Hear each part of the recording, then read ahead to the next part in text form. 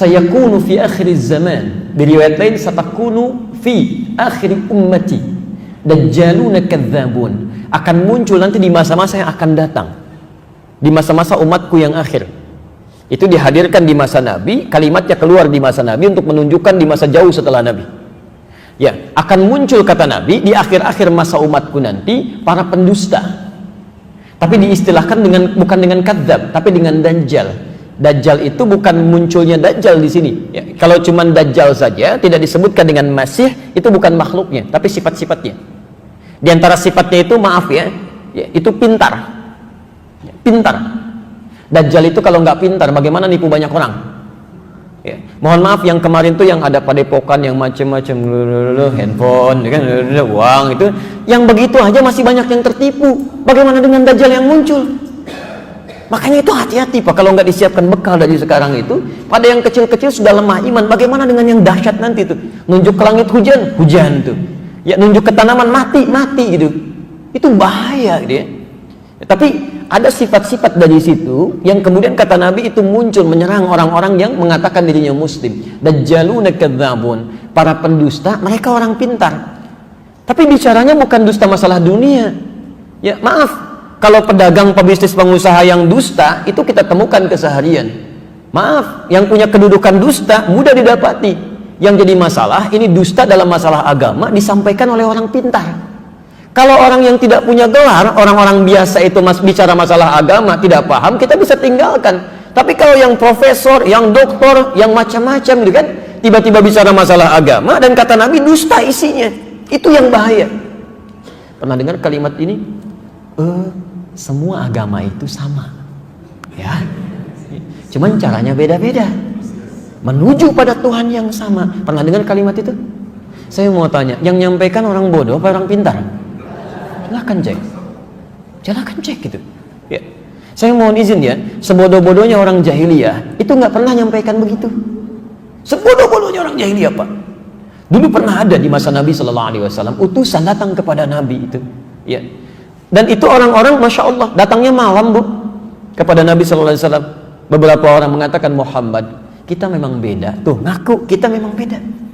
Tapi jangan sampai perbedaan ini menjadikan kita berselisih dan berperang. Kita gantian aja lah. Ya, sekarang kami yang coba menyembah Tuhan kamu. Malam ini langsunglah seketika. Besok-besok kamu yang ikutan ke kita. Ya. Apa yang terjadi? Turun surah Al-Kafirun. Qul ya ayyuhal kafirun la a'budu ma ta'budun. Selesai. Muhammad katakan pada orang-orang yang tidak beriman itu. Ya, kafir itu orangnya. Yang tidak beriman itu mutlak orangnya. Ya, ini rumus ya. Kalau di Quran tidak disebutkan siapa orangnya, kapan kejadiannya, artinya peristiwa itu akan berulang di masa yang akan datang dengan tokoh dan nuansa yang berbeda. Di sampai hari ini pun akan ditemukan non-muslim, walaupun tidak menyakiti, tapi suka ngajak-ngajak. Ya, Idul Fitri ikut-ikutan pakai atribut kita. Begitu dekat-dekat hari rayanya, disuruh pakai atribut mereka, gitu kan? Ada yang begitu tuh. Ada Pak, Car Free Day, karnya yang free, yang lainnya enggak. Biskuitnya datang, ininya datang, obatnya datang gitu kan. Ngajak-ngajak, nyerang sih enggak, cuman kata-katanya nyebelin gitu ya. Dari zaman Nabi sudah ada. Tolong sampaikan pada orang-orang seperti itu kalimat Qur'annya la a'budu, sampai kapanpun. Tapi jangan pakai bahasa Quran lah, nggak akan nyambung. Cukup sampaikan, maaf Pak, seperti Bapak ini dari dulu sudah ada 15 abad yang lalu. Bapak bukan cuman ketinggalan, bukan cuman kesiangan, kemalaman, kesorean, kepagian. Dulu sudah ada, dan kalimat kami sangat indah. Silahkan Bapak masing-masing ibadah, kami masing-masing. Selesai. Jangan buang-buang waktu pada yang tidak jelas. Saya sampai hari ini bukan cuman bingung, kadang-kadang kesel Pak. Setiap mau muncul di bulan Desember mau ke akhir-akhir, selalu saja datang pertanyaan, bagaimana hukumnya mengucapkan selamat pada perayaan agama lain? Kenapa nggak pernah selesai? Kan dari dulu ada terus pertanyaan begitu, kenapa nggak pernah tuntas gitu kan? Dan itu munculnya pun setiap tahun sekali gitu. Mau dekat-dekat baru keluar lagi. Emang 11 bulan berikutnya pada kemana pertanyaan itu? Kan jadi nggak ada kerjaan gitu kan. Sama persis tuh begitu Ramadan. Mana yang benar? 23 apa 11 rakaat? Tiap tahun kenapa nggak selesai-selesai? Coba hadapi sesuatu dengan bening gitu, lihat pelan-pelan itu. Jelas sampai sini ya? Jadi Bapak dan Ibu sekalian, yang tadi itu jadi sebodoh-bodohnya orang jahiliyah itu Nabi sampai mengatakan yang terbodoh di zaman jahiliyah mengatakan kita beda. orang pintar setelah keluar dari jahiliyah bisa mengatakan semua agama sama. Jadi sebetulnya yang pintar siapa? Orang jahiliyah apa orang-orang sekarang? Agak beda tuh. Sayang-sayang kalau sekolah tinggi-tinggi hanya untuk menunjukkan bahwa lebih bodoh dibandingkan orang jahiliyah. Kan agak kacau. Makanya kalimat nabinya, iyyakum wa iyyahum. Hati-hati dengan mereka itu. Kalimatnya menggunakan kata iya, sama dengan ini. Itu disamakan dengan bahayanya penyakit dengki, Pak. Jadi kalau ada orang-orang seperti tadi, maaf ya, yang mengatakan semua agama sama, perlu dibangun toleransi tapi dengan cara yang salah, itu sama dengan bahayanya penyakit orang yang punya penyakit hati dalam jiwanya, hasad. Ya. Apa yang terjadi dengan itu? Lihat kalimatnya, fa innal hasada ya'kulul hasanati kama ta'kulun narul hataba. Penyakit iri itu kalau tidak segera diobati, kata Nabi, itu akan mengambil pahala-pahala kebaikan seperti api menghabiskan kayu bakar. Pernah lihat api, Pak? Nyala di kayu bakar, Bu? Maaf, kalau apinya nyala, itu kayu bakarnya langsung habis gak? Tidak, pelan-pelan. Begitu api nyala, kayu bakar habis. Kompor gak akan nyala itu. Dulu kan pakai kayu bakar kan? Begitu api dinyalakan, kayu habis. Ya bagaimana masaknya? Pasti pelan-pelan itu. Begitu dinyalakan, habis dikit-dikit, dikit-dikit, dikit-dikit. Itulah bahayanya hasad. Iri hati itu kalau nggak diobati tanpa sadar, sedikit-sedikit pahala hilang. Ya. Bagaimana cara hilangnya? Ditafsir di hadis Muslim, hadis 5611 dari Abu Hurairah. Lihat kalimatnya. Atadrunal muflis, kata Nabi, tahukah kalian orang yang bangkrut kehilangan pahala itu? Orang yang bangkrut tahukah kalian, kata Nabi? Qulna ya Rasulullah, al-muflisu fina ma la dirham lahu wa la mata'a. Ya Rasulullah, orang bangkrut di antara kami itu orang yang sudah tidak punya uang sepeser pun, enggak ada aset sedikit pun. Logis ya? Perhatikan jawab Nabi. Al-muflisu min ummati, orang bangkrut dari umatku itu. Tolong garis bawahi ya, Nabi tidak mengatakan umatnya Musa, tidak mengatakan umatnya Isa, tapi ummati. Jadi ada yang mengaku umatnya Nabi tapi kehilangan banyak pahala di akhirat. Ya'ti yaumal qiyamati bi salatin, datang di hari kiamat dengan pahala salat yang banyak dikerjakan. Wasyamin, puasanya rajin, jangankan fardunya, sunnahnya dikerjakan. Wazakatin, zakatnya enggak terlewat ya. Wa ya'ti qad syatama hada, cuman sayang karena ada penyakit dalam jiwanya, fujur, merambat ke lisannya senang mencela si fulan. Wa qadzafa hada, menuduh si B. Wa akala mala hadza, mengambil harta orang lain tanpa dibenarkan. Bukankah orang ini kadang mengambil banyak hal, menuliskan yang tidak tepat, mencela tidak pada tempatnya? Lihat, wa daraba hadza, seringkali bahkan berselisih tuh.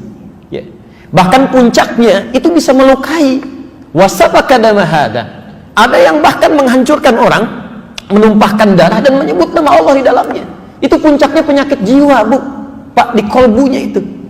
Coba lihat tuh ya, sekarang kita dapatkan tembak orang, bom orang segala rupa, tapi bukan dengan ketentuan yang wajar yang dibenarkan untuk membela Islam, bukan. Hanya untuk menampilkan tembak, bunuh, itu kan penyakit jiwanya itu. Banyak masalah. Di Aleppo sekarang macam-macam.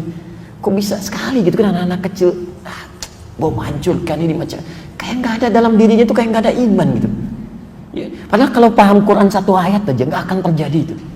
Demi Allah saya katakan, Quran surah keempat An-Nisa ayat ke-93, posisi paling kanan di pertengahan itu.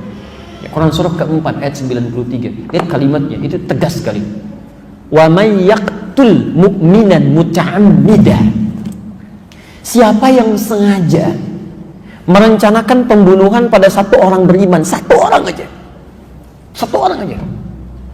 Fajaza'uhu jahannam. Maka kami akan siapkan baginya neraka jahannam, kata Allah. Satu orang aja. Khalidan fiha, gak akan saya beri kesempatan keluar dari situ, kekal di dalamnya. Wa ghadiballahu alaihi, Allah murka pada orang ini. Wa la'anahu, dilaknat dia kalau dia tidak tobat selama hidupnya. Wa a'adda lahu 'adzaban 'azima. Maaf ya, neraka jahanam itu nggak usah dilipatkan aja siksanya, itu sudah luar biasa. Orang masuk neraka jahanam itu udah diancam di Quran, akan masuk tanpa hisab. Ya, jadi ada orang masuk surga tanpa hisab, ada orang masuk neraka tanpa hisab. Penghuni neraka jahanam itu masuk surga, masuk nerakanya cepat banget tanpa hisab. Jadi begitu kelihatan hisab terjadi, ada yang pegang kitab dengan kanannya senang, gitu kan? Biyamini. Ada yang di punggungnya begini takut, tiba-tiba ada segolongan orang, aduh kita bagaimana nanti ya hisabnya? Tiba-tiba turun ayat, Quran surah ke-18 ayat 100, posisi paling kiri sebelah atas. Lihat kalimatnya. Wa aradna jahannama yauma idzin lil kafirina arda. Pada orang-orang seperti ini kami akan langsung tampilkan neraka jahanam sejelas-jelasnya. Kalau bahasa bebasnya begini, kamu jangan banyak berpikir dan diskusi ya, tempatnya nanti di sini, nanti langsung masuk aja ke situ. Ada yang begitu. Ya. Nah, yang ini menarik, Bu. Yang ini di An-Nisa 93 tadi, wa'adda lahu 'adzaban 'azima, sudah masuk neraka jahanam, dilipat gandakan siksanya. Neraka jahanam itu siksanya, belum masuk aja apinya udah kerasa. Quran surah ke-40 dari ayat 45 sampai 47 itu. Di 46-nya Allahu Akbar, an-naru yu'raduna 'alaiha. Api itu selalu ditampakkan, tampakkan, belum masuk tuh, apalagi sudah masuk. Itu dilipat gandakan. Jadi kalau orang paham ayat ini, cukup satu ayat ini untuk bisa mencegah pembunuhan terjadi. Pasti orang kalau benar-benar beriman tuh nggak akan berlaku begitu. Mustahil. Di kita juga pada aneh-aneh aja kalau saya lihat berita ada bom panci lagi. Ngapain bikin panci buat masak dipakai bikin bom? Kalau memang benar terjadi gitu ya, Masya Allah. Dan itu hebat sekali. Amerika punya bom gitu kan, beratnya 7,1 ya, radiusnya 150 meter. Rusia punya bom beratnya 8,2 ton, radiusnya 300 meter. Bom di kita 3 kilo 300 meter. Masya Allah, luar biasa. Siapa yang bikin bom tuh? Lebih hebat daripada orang luar kan. 3 kilo Pak, 300 meter. Yang bikin ibu-ibu lagi tuh yang mau ledakinnya. Ya, hati-hati penguasa panci ibu-ibu Pak tuh di rumah. Kalau ada masalah yang punya panci ibu tuh. Itu baru panci, belum kulkas ya. Belum yang lainnya. Terus saya suka aneh-aneh. Kalau benar itu terjadi, kita doakan supaya bertobat gitu kan. Tapi kalau itu sesuatu yang salah kemudian dikemas dengan sesuatu yang buruk dan menjadi fitnah untuk Islam, kita pun doakan semoga dapat hidayah gitu. Mau cari apa sih? Toh nggak ada bom meninggal juga gitu. Ya, baik yang bikin isu, yang bikin masalah, plus juga yang melakukan masalah, ya kita jauhi Pak, hal semacam itulah. Cukup selesai gitu. Nah, sekarang kembalikan ya, kama ta'kulun narul hataba, itu seperti api memakan kayu pelan-pelan. Nah, ini kata Nabi, kalau ada orang sholat kemudian mencela orang saja, ya, iri pada orang lain, itu bisa macam-macam aspeknya. Kemudian dicela misalnya, itu seketika tu'khadhu hadza min hasanati wa hadza min hasanati, dipindahkan pahala sholatnya pada orang yang dicela tadi. Selesai. Anda sekarang sedang taklim, tiba-tiba bicarakan orang lain sampai nulis status misalnya, dia nggak datang hari ini, nggak dapat hidayah, misal, itu pahala taklim Anda seketika pindah tuh ke orang itu. Alhamdulillah saya enggak Pak Ustadz, alhamdulillah nggak seperti ibu itu tuh. Itu pindah juga, sama gitu. Jadi seperti itu Pak. Fa'in faniyat hasanatu, kalau habis kebaikannya nggak ada lagi misalnya tuh. Ya maaf, sudah haji tiba-tiba fitnah, hajinya pindah pada yang difitnah, habis itu. Melakukan keburukan, bohongin orang misalnya. Itu pahala orang-orang ini karena sudah tidak ada lagi, maka yang terjadi dosa orang tadi diambil ditimpakan kepada dia. Faturiha finnar, maka dilemparkan ke dalam neraka. Selesai. Maka coba hati-hati jaga amalan kita yang sudah dikerjakan, jangan banyak dibuang-buang. Ya, berselisih itu menghilangkan amalan, mencela itu menghabiskan pahala. Ngapain Anda belajar kalau untuk mencela orang lain? Nggak ada faedahnya. Untuk apa Anda sholat kalau harus dihabiskan pahalanya? Ya nggak nikmat ibadahnya. Ya, karena itu kita kembalikan sifat-sifat ini umumnya bukan karena masalah fisik, tapi masalah dalam jiwanya. Jelas sampai sini ya? Baik, sekarang baru kita obati ya. Pelan-pelan. Halo? Lanjutkan? Kita lanjutkan ya. Baik. 1. Ya, pelan-pelan. Bismillah. Saya cek kembali ya. Saya cek kembali. Kalau penyakit kolbu tadi, maaf, berbahaya tidak? Mengandung dosa? Baik. Jika penyakit tidak mengandung dosa, maka sifat pengobatannya seketika, lebih mudah. Cari obat kata Nabi di dokter, obati selesai. Tapi penyakit ini tidak. Karena dia mengandung dosa, maka dosa-dosa ini mesti digugurkan terlebih dahulu sebelum penyakitnya hilang dengan rata. Baik, maka rumusnya yuk kita buat. Quran surah Nuh ayat 10. Sekarang kita ganti dengan nama surat ya. Quran surah Nuh ayat 10. Faqultu astaghfiru rabbakum innahu kana ghaffara.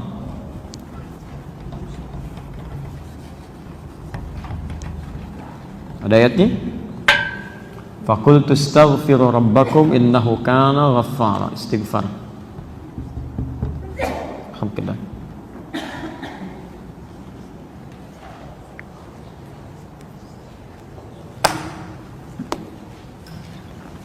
Sudah? Ada ayatnya? Faqultu astaghfiru rabbakum innahu kana ghaffara. Maka aku katakan pada kaumku, ya, supaya mereka beristighfar kepada Allah, sungguh Allah Maha Pengampun segala dosa. Perhatikan, umatnya Nabi Nuh saat itu diajak untuk mendekat kepada Allah, beribadah. Ngajaknya bukan sekali dua kali, Pak, 950 tahun. 950 tahun. Yang beriman cuma segelintir orang, tapi yang bermasalah pada kolbunya itu luar biasa banyaknya. Bukan masalah fisik, sehat-sehat zaman Nabi Nuh itu, tapi karena hatinya bermasalah. Nuh, kamu seperti orang gila, kalau nggak selesai kami lempari. Azab bisa datang, jangan begitu, sekalian aja turunin azabnya sekarang. Jadi banyak hal yang bukan cuma ngajak berdebat, nantang azab, Pak. Ketika penyakitnya ada dalam jiwanya disadari oleh Nabi Nuh, maka apa yang pertama kali disampaikan oleh beliau? Lihat kalimatnya, ini rumus cepatnya. Rumus cepatnya. Sekarang perhatikan sebentar ya, sebelum saya masukkan betul obatnya. Lihat gini. Tadi kalau penyakit jiwa, kolbu berdosa tidak? Dosa ya. Sekarang perhatikan. Perhatikan sebentar. Oh, maaf, ini apa? Bukan, ini gelas, Pak ya. Isinya air. Sekarang lihat. Saya lagi, ini apa? Gelas ya. Terbuka atau tertutup? Terbuka. Sekarang, kalau gelasnya terbuka, bisa saya masukkan spidol? Bisa, baik. Bisa saya masukkan handphone? Tidak, nggak cukup tuh ya. Baik, pelan-pelan. Baik. Tuh, fokus ya. Baik, sekarang perhatikan. Jadi benda-benda itu bisa masuk sesuai dengan ukurannya. Nah, perhatikan ya. Saat kita memohon kepada Allah, itu sumber-sumber kebaikan kita terbuka. Janji Allah, Anda mau minta apapun, itu seketika akan diberikan. Akan diberikan. Itu ada di Quran surah kedua Al-Baqarah ayat 186, posisi paling kiri sebelah bawah. Wa idza sa'alaka 'ibadi 'anni fa inni qarib. Kalau hambaku punya persoalan kemudian ingin mencari aku, ini sudah fitrah manusia. Kalau sedang punya masalah pasti menyebut nama Allah tuh. Nyari gitu ya. Fa inni qarib, Muhammad katakan pada orang mencari aku ini, yang bertanya kepadamu, aku dekat, gak usah dicari, memberi harapan. Secara psikologis itu menenangkan. Anda bertanya, Ustaz Adi mana ya? Belum datang. Aduh, nggak ada kabar nih. Dengan yang kedua dikatakan tenang, beliau sudah dekat katanya. Mana yang paling menenangkan? Yang pertama atau yang kedua? Yang kedua. Fa inni qarib. Poinnya, ujibu da'watad da'i idza da'an. Saya akan selalu jawab doa hambaku sepanjang dia berdoa. Bentuknya progresif, ya. Bahkan kalau dalam bahasa Inggris 3 itu, present, continuous, future. Jadi kalau kita minta, kata Allah, sifat doa itu ketika diminta akan selalu dijawab. Nggak ada doa yang tidak dikabulkan, Pak. Tidak ada. Kalau nggak sekarang, besok. Kalau nggak besok, nggak bisa sekarang kita menerima di alam kubur. Kalau nggak dapat di akhirat, pasti dikasih. Jadi tidak ada doa yang tertolak, semua dikabulkan. Cuma yang jadi masalah, ketika Allah akan berikan, manusianya menutup pintu doa itu untuk datang. Ditutup dengan apa? Maksiat. Ketika seseorang berbuat maksiat, kata Nabi, hadir naktah sauda dalam jiwanya. Nutup, nutup, nutup. Semakin banyak maksiat dikerjakan, maka nutup seperti ini. Kalau sudah tertutup seperti ini, jangankan handphone, maaf, spidol pun nggak bisa masuk. Yang paling berbahaya, jangankan doa, mohon izin ya, maaf, ajakan kebaikan pun nggak bisa nyambung. Ya karena kebanyakan bermaksiat, bahkan yang paling bahaya makan yang haram. Haram itu seketika tuh, kalau sudah masuk ke perut ngalir dengan darah, Pak. Masuk ke tangan, masuk ke telinga, masuk ke mata. Kalau sudah masuk telinga, itu panggilan kebaikan gak bisa nyambung tuh. Susah. Allahu Akbar, gak tembus. Wa fi adhanihim waqra, Quran surah ke-6 ayat ke-25. Wa fi adhanihim waqra, ada orang di telinganya tuh ada sumbatan, gak bisa dengar, Pak. Ya, bola tuh jauh kedengaran banget tuh. Direncanakan bahkan sebelumnya itu. Ada tuh, hafal, diketahui betul itu. Masya Allah. Tapi Isya lewat gitu kan, maghrib gak dikerjakan, adzan gak kedengaran.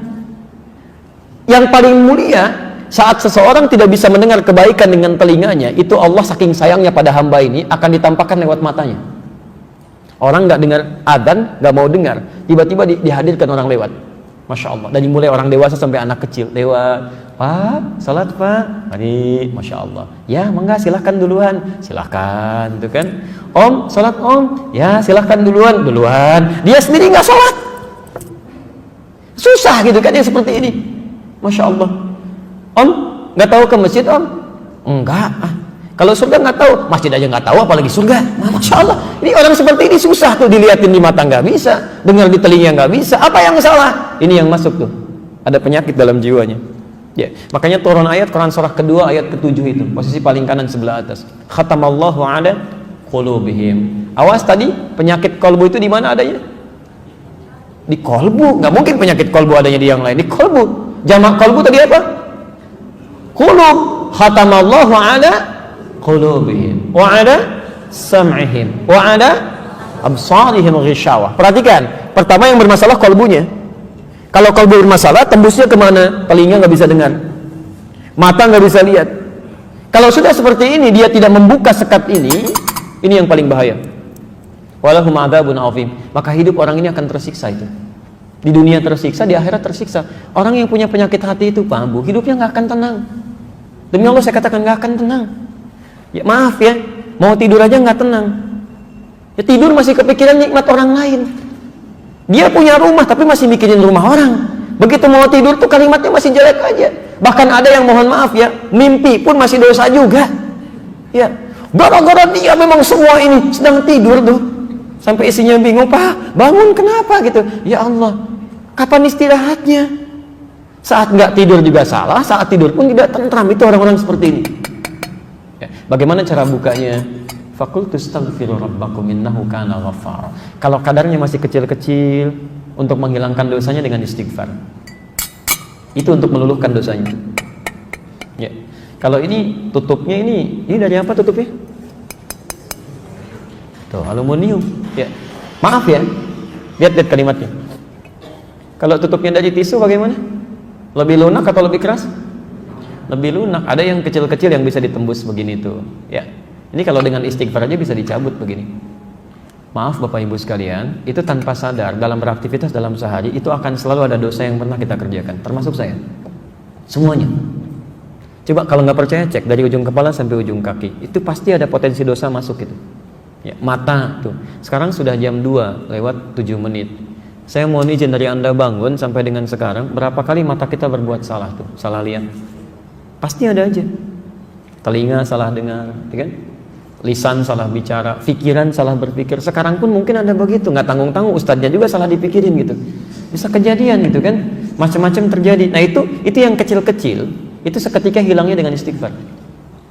Coba cek, Nabi beristighfar nggak dalam hidupnya? Sebelum tidur istighfar nggak? Berapa kali? 70 sampai 100 kali sebelum tidur.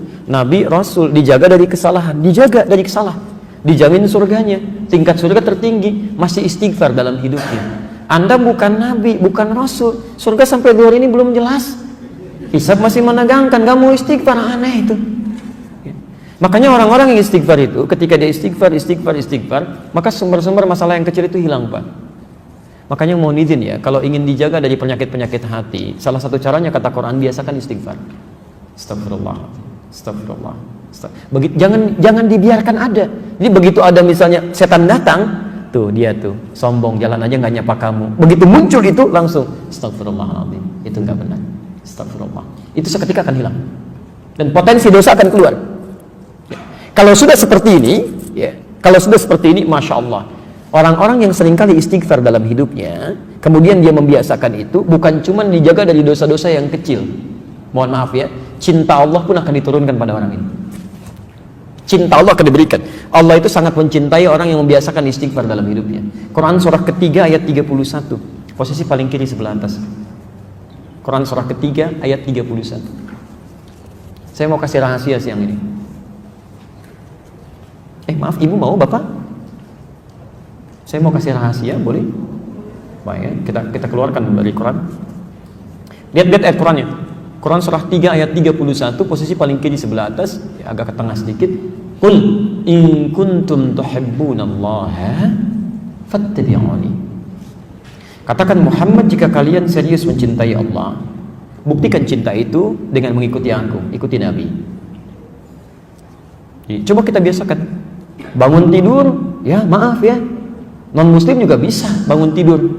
Sama orang beriman juga bangun dari tidurnya. Masya Allah. Bahkan ya membuat kan hal-hal yang bisa mereka kerjakan. Ada yang bangun tidurnya, ada yang langsung cuci tangan, ada yang langsung duduk, ada yang langsung mandi. Anak-anak kecil bahkan mengatakan bangun tidur terus. Bukan, Nabi nggak begitu. Jadi kalau Anda ingin dicintai Allah, ikuti Nabi. Bagaimana Nabi bangun dari tidurnya? Ternyata ada sunnahnya. Ya, ada duduk dulu, ada mengusap sebagian dari bekas ngantuk, ada baca doa dulu. Nggak ada bangun tidur langsung mandi.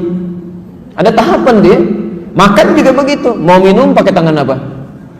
Kanan. Kalau cuman kanan, yang lain juga bisa dengan kanan.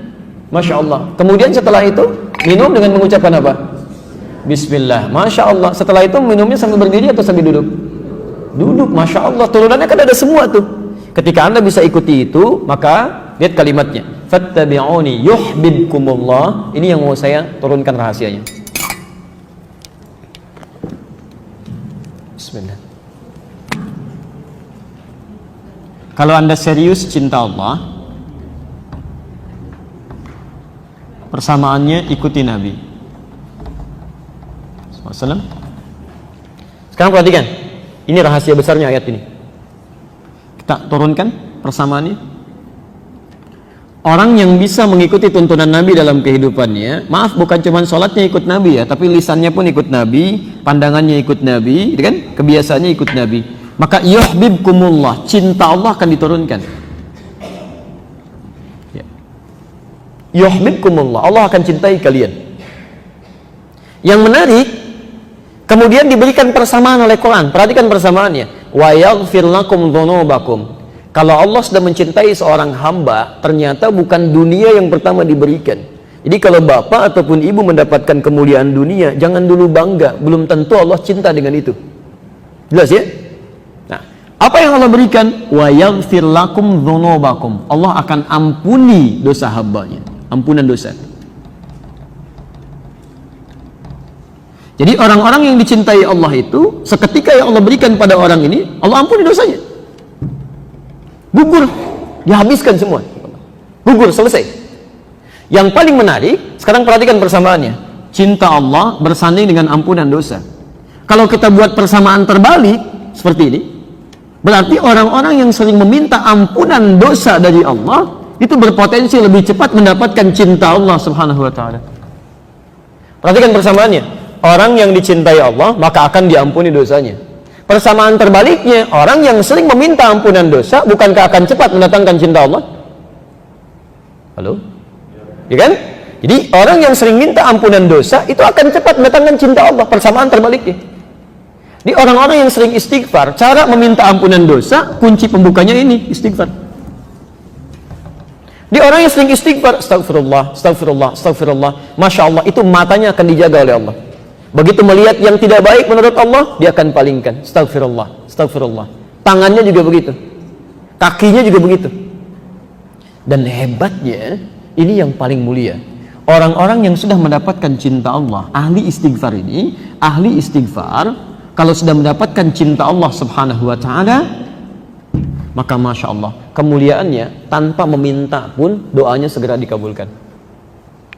Orang yang biasa istighfar itu diantara kemuliaannya, Allah akan cepat mengabulkan kebutuhannya tanpa dia harus memintanya. Butuh sesuatu, datang. Butuh sesuatu, datang. Padahal orang ini belum tentu minta.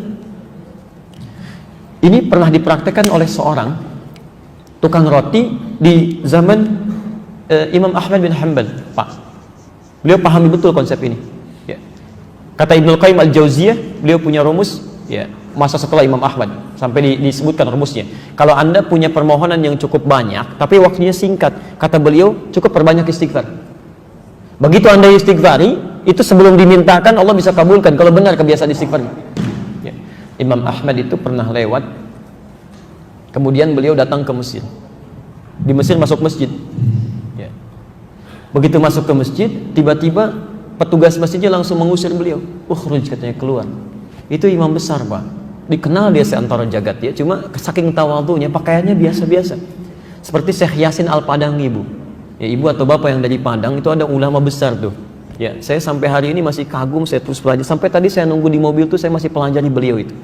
Ya, bagaimana santunnya, tawadhunya, pakaian macam-macamnya. Itu ahli sanad, Pak, sedunia itu. Sedunia, semuka bumi ahli sanad itu. Ya, itu luar biasa, Masya Allah. Pakaian, tampilan sederhana, macam-macam. Jadi kalau Anda ke Mekah itu belum kenal pertama kali, mungkin nggak akan kenal kalau itu ulama besar tuh. Kadang-kadang orang tawaf beliau bawain air, zam-zam, setelah selesai dikasihin, duduk pakai sarung begini, pakai kaos, tapi muridnya ada yang dari Mesir, ada yang dari Mekah, ada yang dari macam-macam, itu luar biasa. Ya. Nah, yang paling menarik, Imam Ahmad itu sederhana luar biasa. Ini nggak tahu, ukhruj katanya keluar.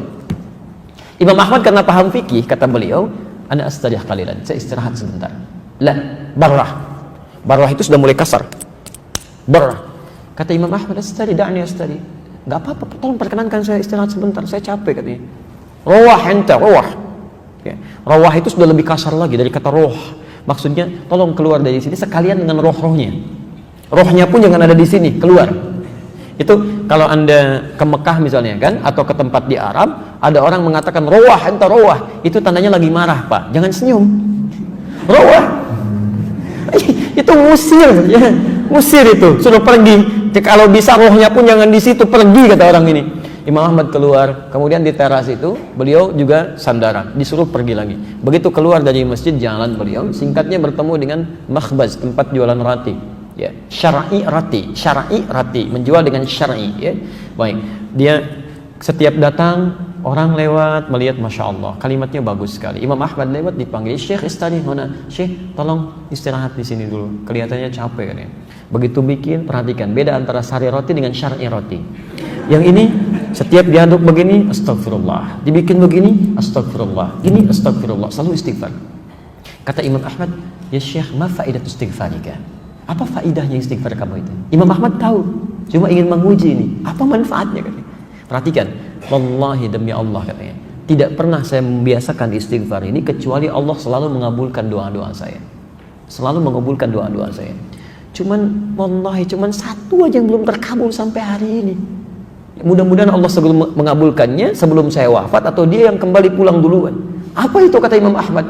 Wallahi saya bermohon kepada Allah supaya bisa dipertemukan dengan Imam Ahmad bin Hanbal sebelum saya meninggal atau beliau yang meninggal duluan. Kata Imam Ahmad, Allahu Akbar, rupanya saya diperjalankan ke Mesir ini, masuk ke rumah Allah sampai diminta keluar sampai ke sini gara-gara istighfar kamu ini katanya. Jadi bisa digerakkan gitu. Itu istighfar, Pak. Itu kemuliaannya luar biasa. Ya. Tapi tolong jangan lakukan itu kepada saya gitu. Anda bisa istighfar, Masya Allah. Makanya ahli surga itu, ahli surga yang biasa istighfar, surganya istimewa, bukan surga biasa. Itu ada di Quran surah ke-51 ayat 18. Lain, Pak, bonusnya itu lain. Ya. Dia ditempatkan di taman surga. Ya. Taman surga itu kemuliaannya beda dengan surga biasa. Kalau Anda insya Allah masuk surga, kalau di surga biasa itu yang melayani pelayan surga, namanya wildanun mukhalladun. Ya, kalau laki-laki dilayani oleh bidadari surga, kalau perempuan oleh pangeran-pangeran surga, cantik dan gantengnya tak terlukiskan. Kata Nabi, nggak usah dibayangkan, mala ainun ra'at wala udhunun sami'at wala khatara 'ala qalbi bashar. Nggak pernah kelihatan oleh pandangan kita, nggak pernah terdengar oleh telinga, bahkan difikirkan pun nggak akan seperti itu. Itu masih kelas biasa. Tapi taman surga yang ngasih langsung semua Allah, tanpa perantara, kun fayakun ada, dan nggak perlu dibayangkan. Dan penghuni surga seperti ini, itu sebelum masuk ke surga pun sudah diperkenankan melihat Allah tanpa hijab. Ada di Quran surah 75 ayat 22 sampai 23, posisi paling kiri sebelah atas. Wujuhu yawma idzin nadhirah. Ada orang-orang yang Masya Allah, saat dia dihisab itu wajahnya berbinar gembira. Ya, padahal belum masuk surga. Ya, ila rabbiha nadhirah, karena bisa melihat Allah tanpa hijab langsung seketika. Ya, nggak usah dibayangkan, nggak boleh. Tapi ada seketika. Masya Allah, apa yang terjadi? Quran surah 51 dari ayat 15-nya. Nanti ketemu di ayat 18. Innal muttaqina fi jannatin wa uyun. Nah, sungguh ada sementara orang-orang takwa itu tempat tinggalnya di taman surga. Taman surga, Masya Allah. Kalau di Firdaus ya taman surga Firdaus ya. Indahnya luar biasa. Ada karakteristik yang bisa anda bumikan tuh nilainya dalam kehidupan orang di bumi. Akhidhina ma atahum rabbuhum. Ini syahidnya. Orang-orang ini itu akan langsung mengambil apapun di nikmat surganya, diberikan langsung oleh Allah. Gak ada perantara. Akhidina ma atahum rabbuhum. Apa amalannya? Ini yang harus Anda turunkan ke muka bumi. Innahum kanu qabla dzalika muhsinin. Saat di muka bumi, saat di dunia itu